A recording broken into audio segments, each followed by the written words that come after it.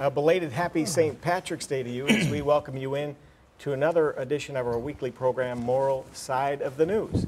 I'm John Blim at the WHAS Crusade-For-Children. We have a panel, we have some topics, so here's what's on this week's program.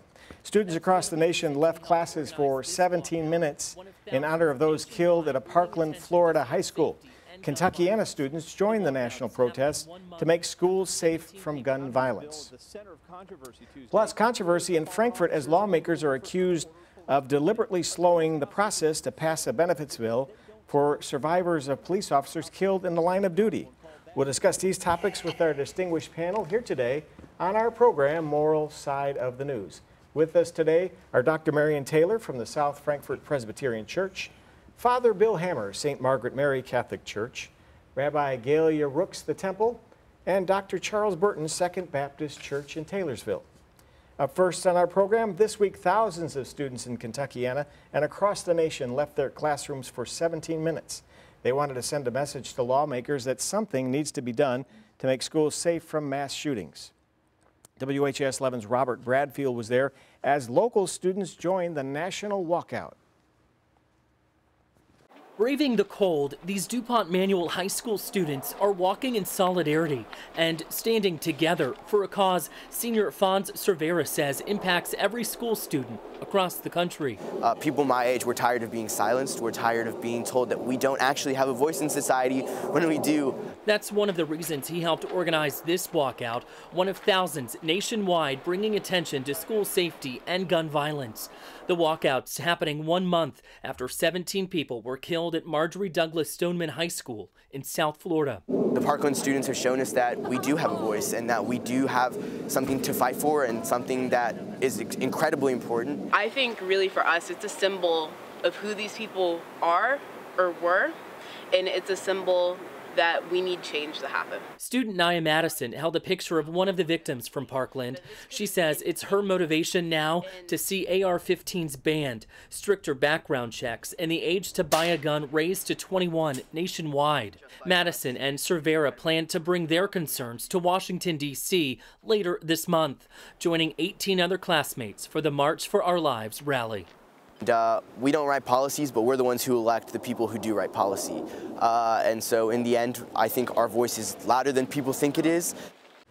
And that's Robert Bradfield reporting from WHAS 11 News. And now we turn to our panel on our program, Moral Side of the News. And panel, it seems that students are leading the way on this issue. Your thoughts on that? What strikes me, this is a revisit of my youth. I mean, I told my son I was going to last say night. that students did lead the way in concerns.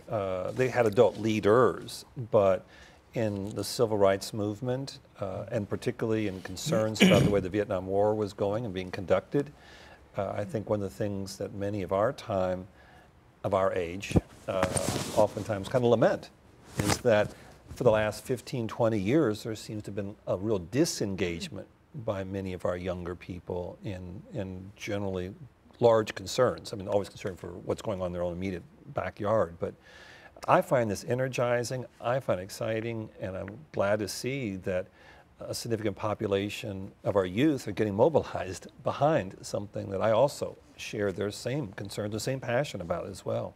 It's not just mobilized. To me, it's the engagement in politics, in the issues, and the belief that they do make a difference. Their voices, you know, all banding together like that, just make. They have a tremendous impact. And those adults who are saying, "Oh, they can't even vote. They this, they that," you know, or "Oh, there are adults pulling the strings." Like, I mean, yeah. When I was in high school, I refused to say the Pledge of Allegiance because of the Vietnam War, and they made us all go into the auditorium, and you know, they were very disappointed in us. I think my husband actually was arrested because of that, because he refused to stand or recite the Pledge of Allegiance. And I felt like when we were teenagers, we were much more aware and involved in politics than in the past, even more than 15, 20 years, I would say.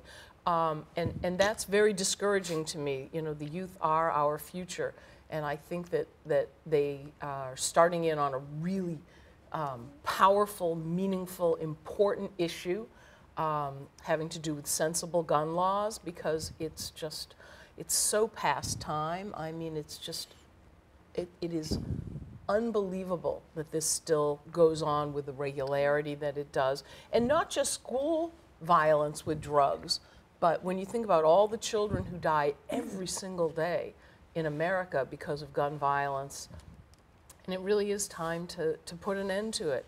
And I'm just really proud of our nation's youth. I think every generation, has its particular issue with which they have to address. And children have always led the way. I remember, historically, if you recall, during the Civil Rights Movement, I think it was in Birmingham when they decided to use children on the front line of marches. People said, oh, you can't do that. The children will be harmed. The children had a ball with it. I mean, I looked at some of the movies, videos of it, and the fire hose would come to them, and they stand there. I mean, they were just dancing and, you know. But these aren't children. I mean, these are young adults. Young adults. They're They young, really yes, are. they are young adults, but at the same time, though, their voice is being heard. It says very pointedly, I think, that the NRA cannot and has not bought them out. Nobody else will address the issue of weapons. Why do you need an AR, what is it, AR-15? Why do you need an AR-15 assault weapon? How many people go hunting with an AR-15?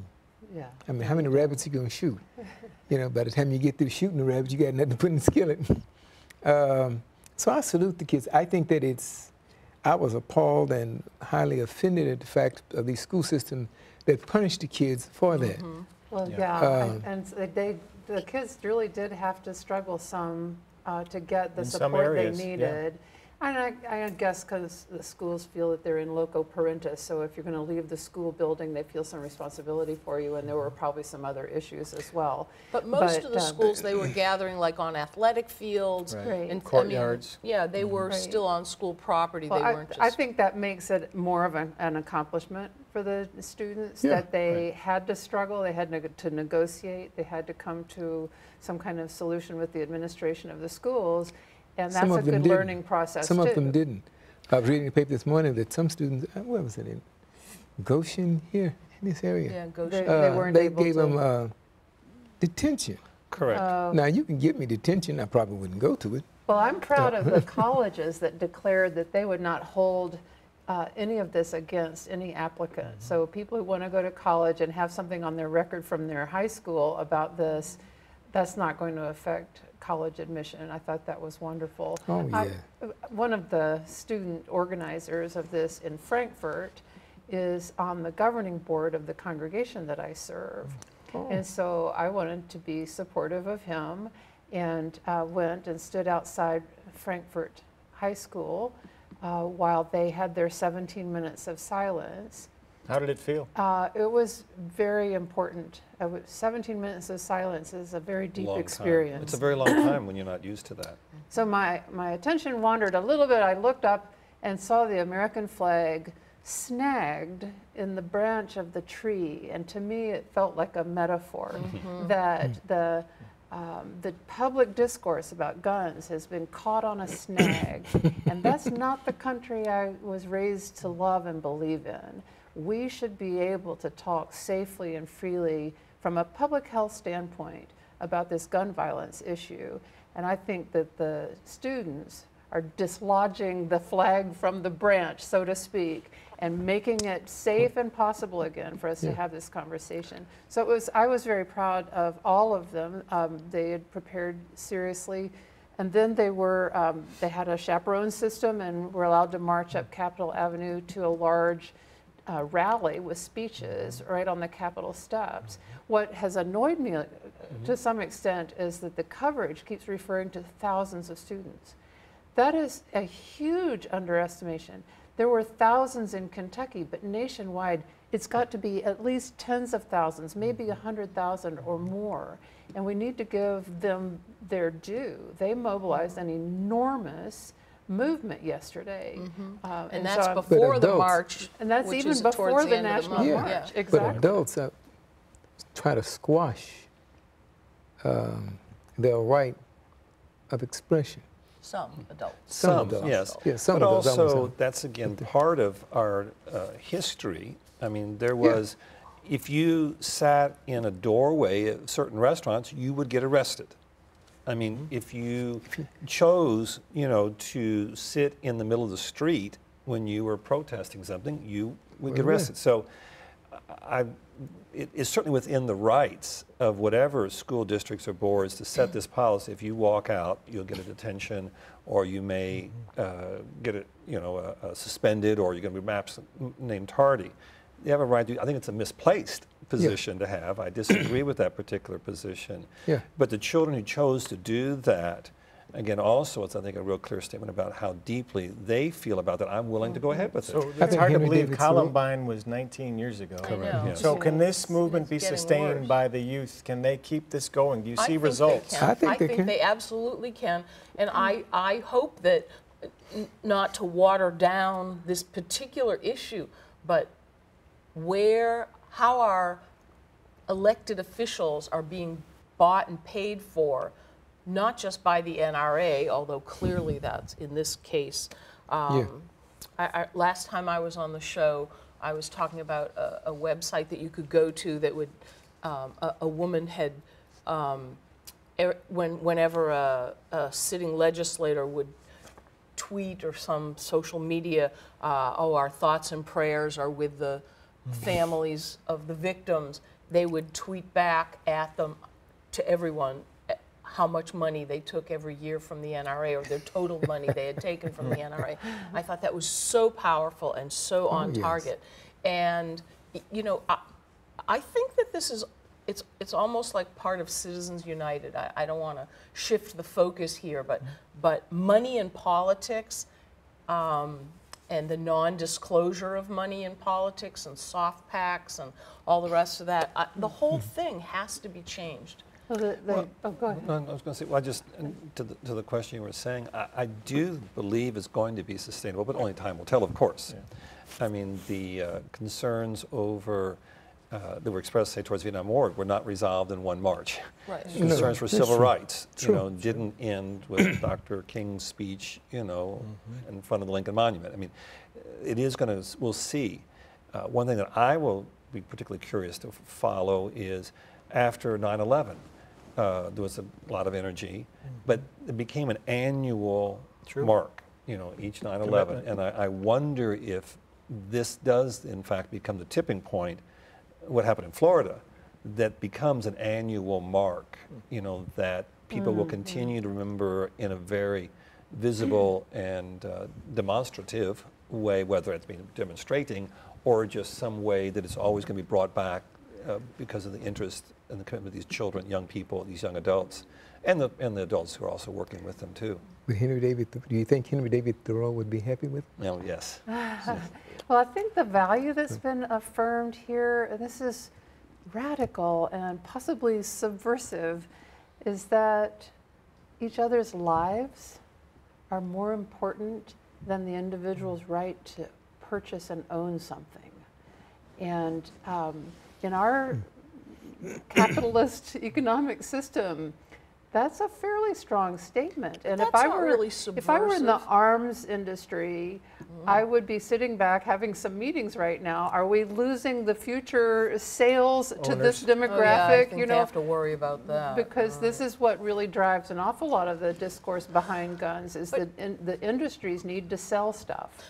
I don't think that it's subversive, Marion, because people, we always talk about how one person's rights end where another person's rights begin. The freedom of speech, but you can't yell fire in a crowded theater, or things like that. Yeah. And one person's right to buy a gun, to carry a gun, to have a gun, ends where it becomes a danger to someone else. I think that sensible gun laws of raising the age to 21, of a 3-day waiting period, of careful background checks, I don't think any of that is subversive. It's not subversive of that point of view, but I don't think that's the point of view that prevails in our country. And the point of view that does prevail is the one I want to see subverted. And that's because the NRA puts literally millions of dollars Yeah. maybe billions. I don't know. I found that quite interesting Well- when those kids, excuse me, Oh, go ahead. the students were in Florida meeting with the politicians, and they stood and asked him, can you, I think it was to Ted Cruz, I think it was, can you agree that you will not take money from the NRA? And he sides there. And I'm sitting there saying, it's either yes or no. All the other rhetoric doesn't need to be there. But Right. Well, there were 22 or 23 people, elected officials in Florida, who voted, who were NRA people, NRA approved or sponsored or whatever. Endorsed. Endorsed, thank you, that's the word I was looking for, who voted for the gun laws. We have even some in our own Kentucky legislature. I remember reading recently an article that was in the Courier about someone who submitted this legislature who had been receiving And funds. he and saying spoke that- at the rally Right, yesterday exactly. in So I'm just Frankfurt, saying, and the kids so applauded it is I think, a growing realization that it is not an attack on the Second Amendment. No. To Right. be able to No. restrict assault weapons, things You that... can't buy a tank, you can't buy And the nuclear money, weapons. I mean, there have Grenades, to be limits, right? grenades, There yes, are, right. Yeah, you don't so- need those things to hunt. But I really do so respect and admire these kids. I Certainly. mean, in Judaism, Certainly. the saving of a life is the highest level of a commandment, of a righteous deed that one can do. And this is nothing short of that. Clearly, I don't know how it's taken us 19 years to figure that out, Yes. some people. A good But- start to our program, and we're going to move on to another topic on our program, Moral Side of the News. A line of duty death benefits bill caused controversy in what appeared to be a political tug of war in Frankfurt. The death this week of an officer in State Representative John Blanton's district brought home the importance of House Bill 185, which Blanton authored. Blanton spoke with WHAS 11's Chris Williams about the controversy surrounding this bill and when a committee may vote on the plan. Knew the young man. He leaves behind a 9-month-old child. I've been through this in my career with KSP. It's a travesty, and it makes me more determined to make sure that we get this good piece of legislation passed. Representative Blanton found his bill at the center of controversy Tuesday. Widows of fallen officers and the Louisville Fraternal Order of Police president accused House leadership of slowing the bill because they don't support the pension reform bill. House Speaker Pro Tem David Osborne called that accusation, quote, absolutely absurd. Blanton, a retired state trooper, told me leadership never threatened to hold the bill hostage. He explained the slow up as his responsibility. Fully on my part.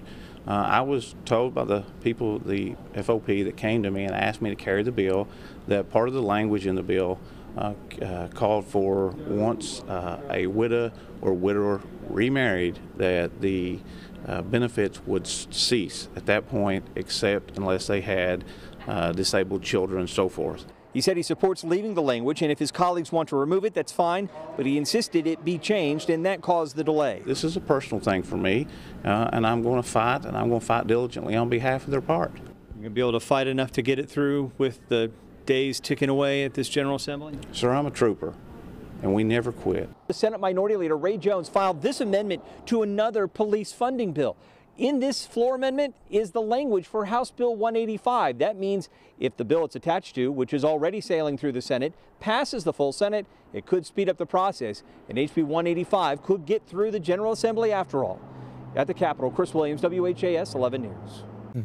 And we turn to our panel on our program, Moral Side of the News. And panel, are you surprised by political wrangling for benefits of survivors of police officers killed in the line of duty? Are you surprised by this? Nothing surprises Well, me no, coming but out of Frankfurt I or would Washington. be careful a little bit that characterization. I mean, you're hearing back and forth Right. as to what the issue is. I think that would be a very clear statement if it's never brought to a vote. That is. Now, there's still at least, whatever, 10, 11, 9 days, I don't know how many the days session. are left, to see how, if the leadership of our government is going to be true to their word. But to your point, absolutely, the wrangling going on in government is the way it lives. It's the way it exists. And it's sad. It's sad. And I've always thought myself, why can't we just vote on a bill? Whatever it is. Why do we have to, in a sense, bribe, and I use that word intentionally, deliberately, bribe lawmakers to vote for my bill because I'm going to tack it onto this bill to that bill. You won't support this one, but if I put them all together, then I'll get enough people to do it. And it's a form of bribery. If a bill comes up, vote on it. Straight up, Straight up down, yeah, exactly. Why you got to sway your vote? Yes, to get me to vote for something that I don't want to vote for or wouldn't vote for, but you put it in such a way that I have to because I'm not going to vote against this. Right. And that's the way our system works. Yeah. It does work that way, and it's sad. Work being My a ethics- question. Yeah, well, exactly, yeah, with quotes. My ethics professor said something that is very important. She said, if you really want to know what's important to somebody, look at two things. Look at the checkbook and the date book in that order, and you'll find out. I was really intrigued by this idea that benefits would cease if you remarried. So let's think about that for a minute. Does the damage done cease when you get remarried? So they're making it like Well, alimony I instead don't think of so. And do you want to create a financial incentive for people to not get remarried? Right. No, it's not a financial incentive. I think it's more of a control. And I hate to say it this way, but look at the legislature. Most of the legislatures are what? Male. And historically, males are always going to try to determine what a woman is going to do. I'm sorry. Well said. No, But there's- I think your point is right. It's almost like you're encouraging people just to live together instead of getting married because you don't want to lose what you're entitled to. I don't understand. Well, don't get me started. we got you started. But I want you to follow up on your point, though, Charles, not to let it go by, but I mean, this does affect widowers. It's not just affecting widows. Right. Yeah. So Yeah, well, the that's legislature true, would but- affect widowers, Right. and you were talking about the men But and it's a determining women. majority. But I think it that- is. The majority, no, I'm not disagreeing with that. Yeah. But this is not directed at widows. This is directed at people who have lost a spouse. Survivors. But Yes, survivors. unfortunately for me, I agree with you in terms of whether it's directed initially to him, but I think that as I look at the legislature, the majority of them are males, and they come and they And the craft majority of the police officers are male. males. And I mean, that's still true. It's simply saying, okay, we're going to control what you do. Well, if it was my wife, I wouldn't want to. I mean, I think that's so as. You Well, want people you to be know- happy in their next adventures, what's your Yes, of point, or course. whatever Why that do they might have be. to I be mean, there's no sensitive? amount of money that they can give Yeah. them to make up for the terrible Loss. tragedy of the loss of a spouse and the parent of your children, and to say, well, obviously you've moved on and it's all better now if you get married again. I mean, I don't understand. I don't And get in that. my mind, I have echoes of the teacher pensions, and now with the health care, and My just pension. you know, you can't treat people that way.